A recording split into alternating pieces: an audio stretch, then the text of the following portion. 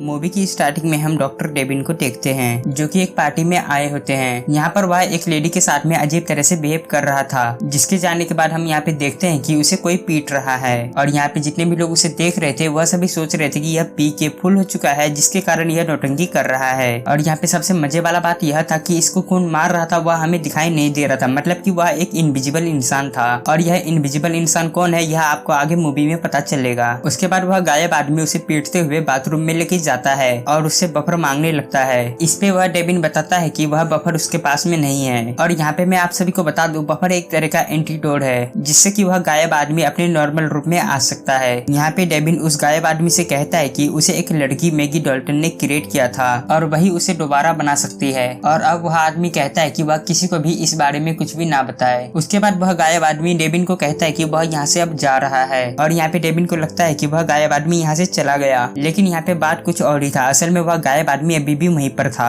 और इसी बीच डेविन यहाँ पे अपना फोन निकालता है और वह किसी को कॉल करने की कोशिश करता है कि तभी वह गायब आदमी उसका फोन छीन लेता है और उस फोन से डेविन का गला काट देता है, जिसके कारण यहाँ पे डेविन की मौत हो जाती है। और जब तक यहाँ पे सिक्योरिटी पहुंचती तब तक वह गायब आदमी यहाँ से जा चुका था। जिसके कुछ देर के बाद यहाँ पे डिटेक्टिव फ्रैंक और उसकी साथी मार्टिन यहाँ पे आती है और मर्डर की छानबीन करना शुरू कर देते हैं। वह अपना काम कर ही रहे थे कि इतने में वहाँ पर एक आर्मी कर्नल और एक डॉक्टर वहाँ पे पहुंच जाते हैं। और यहाँ पे वह डॉक्टर कहता है कि डेविन यहाँ पे मेरे कंपनी में काम करता था। और यहाँ पे कर्नल फ्रैंक और उसके साथी को कहता है कि अब से तुम इस केस को छोड़ दो, क्योंकि इस केस को आगे से आर्मी देखेगी। और इसी कारण फ्रैंक को यहाँ पे काफी ज्यादा बुरा लगता है, क्योंकि कोई भी आके कैसे किसी का केस छीन सकता है। उसके बाद सीन यहीं पर कट होता है और हमें अगला सीन दिखाया जाता है जहाँ पर फ्रैंक अपने बॉस से बात कर रहा होता है। वह अपने बॉस से कहता है कि हम इस केस को सॉल्व कर सकते थे, लेकिन आर्मी वालों ने तो केसेस छीन लिया। जिसके बाद यहाँ पे उनका बॉस उसे कहता है कि उनका काम उनको करने दो और तुम एक लड़की की सिक्योरिटी में लग जाओ जिसका नाम मैगी डॉल्टन है, जो कि उन्हें एक रिपोर्ट से पता चला है कि वह खतरे में है। जिसके बाद फ्रैंक मार्टिनेस के साथ में उस लड़की के पास में पहुंच जाता है और वहाँ पर जाकर के वह घर को चेक करते हैं। और घर को चेक करने के बाद वह उसे एक फोन दे देता है और उसे कहता है कि अगर तुम कोई भी मुसीबत में पड़ो तो तुम मुझे कॉल कर देना। उसके बाद वह दोनों डिटेक्टिव घर के बाहर में आ जाते हैं और वह घर की निगरानी करने लगते हैं। और रात में हम लोग देखते हैं कि मैगी के पड़ोस में एक लड़का अपनी गर्लफ्रेंड के साथ में पोर्न वीडियो शूट कर रहा है। और इसी बीच हम लोग यहाँ पे देखते हैं कि वह गायब हुआ आदमी वहाँ पर पहुंच जाता है और उन दोनों को देखने लगता है।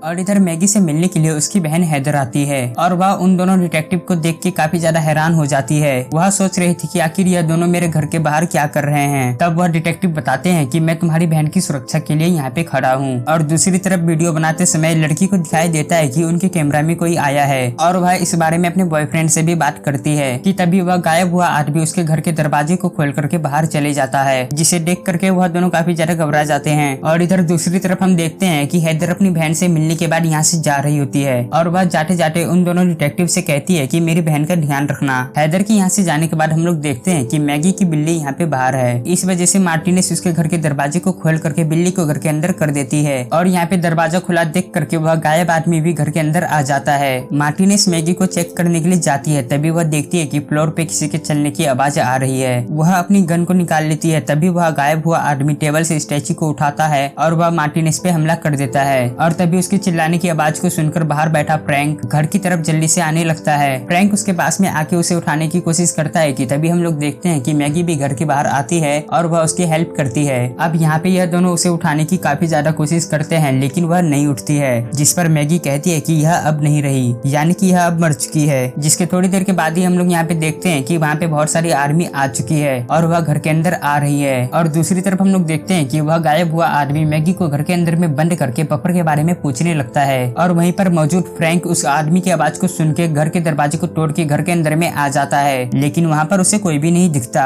और इसी बीच हम लोग यहाँ पे देखते हैं कि आर्मी सोल्जर्स घर के अंदर में आ गए हैं और वह पूरे कमरे में फायरिंग कर रहे हैं, लेकिन वह आदमी यहाँ से बच के निकल जाता है। और यहाँ पे अफरा तफरी का फायदा उठाते हुए फ्रैंक मैगी को लेके यहाँ से निकल जाता है, जिसके पीछे वह गायब हुआ आदमी भी पड़ा हुआ था। आर्मी से काफी ज्यादा दूर आने के बाद फ्रैंक यहाँ पे मैगी से पूछता है कि आखिर वह चीज क्या था, जिस पर मैगी कहती है कि मुझे कुछ भी नहीं नहीं पता। इसके बाद फ्रैंक मैगी को लेकर कोई सेफ जगह पे जाने लगता है। वह दोनों पब्लिक एरिया से गुजरने लगते हैं। तभी हम लोग यहाँ पे देखते हैं कि उनके पीछे पड़ा हुआ वह गायब आदमी वहाँ पे मौजूद आदमियों को मारने लगता है। और इसी बीच हम लोग यह भी देखते हैं कि वह रोड क्रॉस करते वक्त एक कार से टकरा जाता है, जिससे कि वह काफी जख्मी हो जाता है। और दूसरी तरफ फ्रैंक मैगी को लेकर अपनी बॉस के ऑफिस में आ जाता है, जहाँ पर उसका बॉस मार्टिनेज के बारे में जानकर काफी ज्यादा दुखी होता है। और यहाँ पे फ्रैंक अपने बॉस से पूछता है कि आखिर क्यों हमारे हर काम के बीच में आर्मी आ जाता है। और यहाँ पे उसका बॉस कहता है कि हमारा काम सिर्फ इतना है कि हम उस गायब आदमी को पकड़ के सीबीआई को सौंप दे। और यहाँ पर वह कहता है कि तुम इस केस से अब दूर रहो। और यहाँ पे फ्रैंक अपने बॉस से काफी ज्यादा नाराज होता है, लेकिन यहाँ पे उसका बॉस भी आखिर क्या कर सकता था,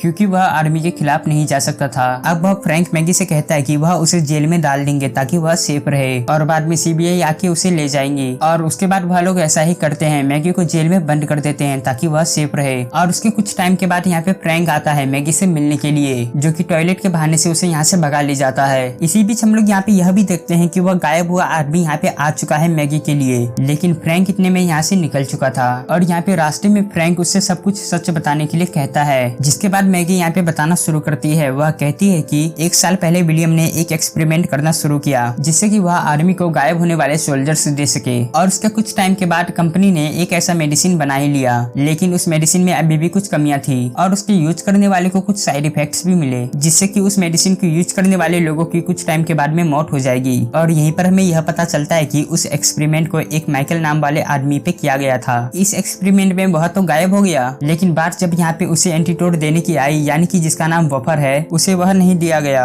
और आर्मी ने उसे मरा समझ के दफना दिया। और इसी वजह से वह इनविजिबल आदमी वापिस आया है और वह अपना बदला ले रहा है। और दूसरी तरफ हम लोग यह देखते हैं कि आर्मी फ्रैंक को पूरे शहर में ढूंढने लगती है और हर जगह नाकाबंदी कर देती है। और दूसरे सीन में हमें यह दिखाया जाता है कि कर्नल विलियम से कहता है कि माइकल एक सोल्जर है, तो हमें उसे वफर दे देना चाहिए। लेकिन यहाँ पे विलियम उसकी बात को नहीं मानता है और कहता है कि माइकल को ढूंढो और उसे मार दो। उसके बाद सीन यहीं पर कट होता है और हमें फ्रैंक को दिखाया जाता है, जिसकी गाड़ी का फ्यूल अब खत्म हो चुका था और वह अपनी गाड़ी में रिफ्यूल करने के लिए एक स्टेशन में आता है। इसी बीच स्टेशन में एक लड़की मैगी को देख लेती है और वह पुलिस को कॉल कर देती है, लेकिन तब तक फ्रैंक फ्यूल डलवा के यहाँ से चले जाता है। और रास्ते में फ्रैंक को मैगी बताती है कि काफी टाइम से उसके फोन में धमकी भरे मैसेज आ रहे हैं और उस मैसेज में उस आदमी का एड्रेस भी था। और यहाँ पे फ्रैंक डिसाइड करता है कि वह उस एड्रेस में जाएंगे और उस आदमी से बात करेंगे कि आखिर वह ऐसा क्यों कर रहा है, जिसके बाद वह दोनों उसकी लोकेशन की तरफ निकल जाते हैं। उसके बाद सीन यहीं पर कट होता है और हमें उसी गायब आदमी को दिखाया जाता है, जो कि आर्मी के ऑफिस में माइकल पहुंच जाता है और वह कर्नल के ऑफिस की तरफ जाता है। और यहाँ पे हम लोग यह देखते हैं कि आर्मी ने मैगी के फोन को ट्रैक कर रखा था, जिसके वजह से वह उसकी मैसेज को पढ़ रहा था।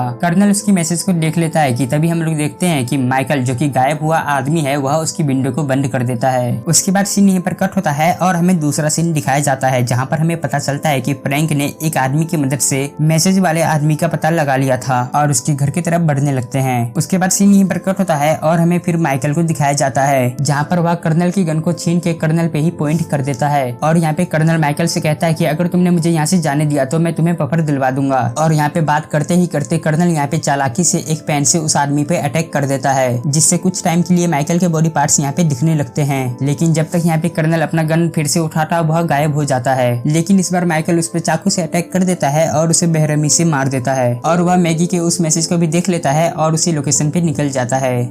दूसरी तरफ हम लोग देखते हैं कि उन लोगों को वह आदमी मिल जाता है जिसने उन्हें मैसेज किया था। और इसी बीच हमें यह पता चलता है कि माइकल के साथ साथ 2 और लोगों के साथ में एक्सपेरिमेंट किया गया था। पहले वाले के साथ में जब एक्सपेरिमेंट हुआ तो वह एक्सपेरिमेंट के 8 दिन के बाद ही मर गया। और दूसरा वाला आदमी जो था वह आदमी था जिसने उन्हें मैसेज किया था, मतलब कि जो अभी इनके सामने खड़ा था। और इसे भी 3 अलग अलग तरह की बीमारियां थी, जिसके कारण उसकी बॉडी काफी तेजी से खराब हो रही है। और यहाँ पर वह आदमी फ्रैंक को कुछ अपनी पर्सनल इन्फॉर्मेशन दिखाता है, जहाँ पर वह बताता है कि माइकल अपनी पर्सनल बटले के चक्कर में काफी लोगों को मार रहा है। और यहाँ पर वह तीनों बातें कर ही रहे थे कि तभी फ्रैंक को यहाँ पे लगता है कि माइकल उनकी बातों को सुन रहा है, जिसके बाद वह मैगी को एक रास्ते से बाहर निकाल देता है और वह खुद माइकल से लड़ने लगता है। वह फायरिंग भी करता है, लेकिन इसका कोई भी फायदा नहीं होता। माइकल उसका गला पकड़ लेता है और उसे काफी ज्यादा मारने लगता है कि तभी यहाँ पे वह आदमी आ जाता है जिससे अलग अलग तरह की बीमारियां थी और वह माइकल को पीछे से रोड से मार देता है, जिसके कारण वह माइकल नीचे गिर जाता है। लेकिन माइकल फिर से उठता है और वह उस आदमी मैगी पे अटैक करके उसे मार देता है, जिससे अलग अलग तरह की बीमारियां थी। और उसके बाद में वह मैगी के पीछे पड़ जाता है, जिसके तुरंत बाद ही मैगी के पास में फ्रैंक आता है अपनी गाड़ी लेके, और वह मैगी को गाड़ी में बिठा करके वहाँ से भाग जाता है। इधर माइकल थोड़ा सा जख्मी होता है और उससे भागा नहीं जाता।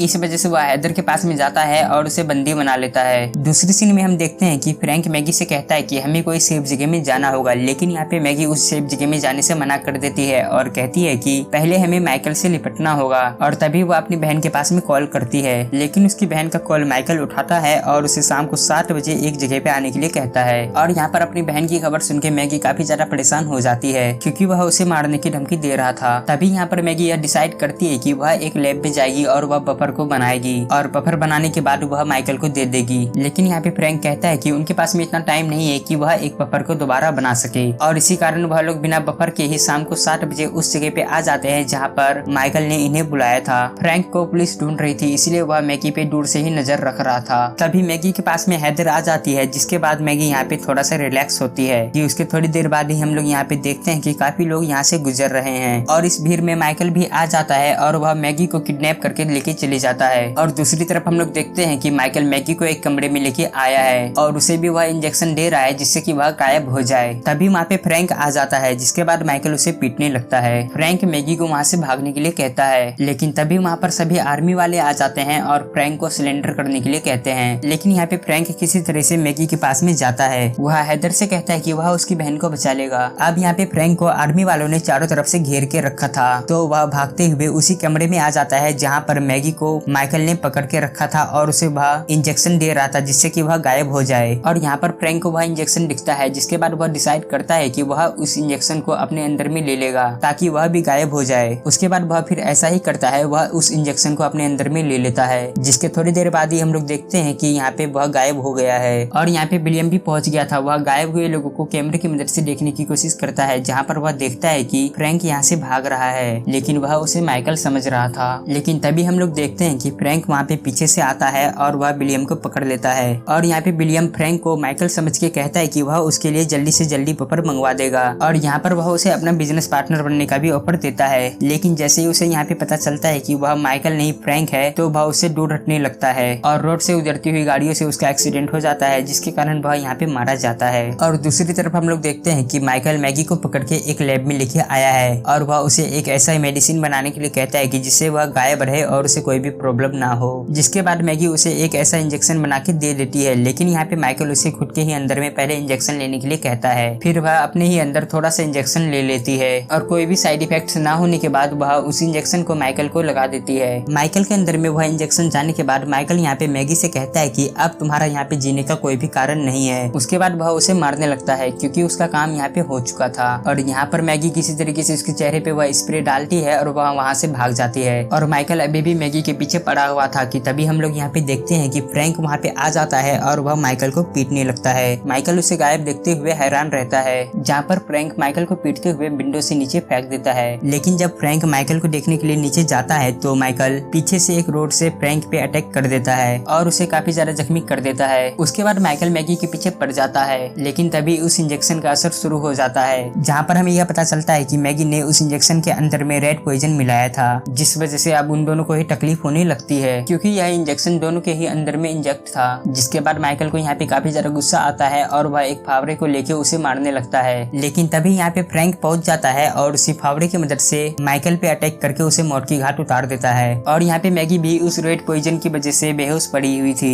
जिसके बाद सीन यहीं पर कट होता है और हमें मूवी के एंडिंग में दिखाया जाता है कि मैगी एक हॉस्पिटल में एडमिट है और अब वह बिल्कुल ठीक है। उससे मिलने के लिए यहाँ पे हैदर आई हुई होती है और वह फ्रैंक के बारे में पूछती है, जिस पर मैगी रिप्लाई देती है कि वह हमें जरूर ढूंढ लेगा। इसी बीच हम लोग यहाँ पे देखते हैं कि फ्रैंक एक हॉस्पिटल के बाहर खड़ा है और इसी के साथ यह मूवी यहीं पर एंड हो जाता है। अगर आपने होलो मैन पार्ट 1 नहीं देखा है तो आपके सामने स्क्रीन में वीडियो आ गया होगा, आप इस पे क्लिक करके देख सकते हो।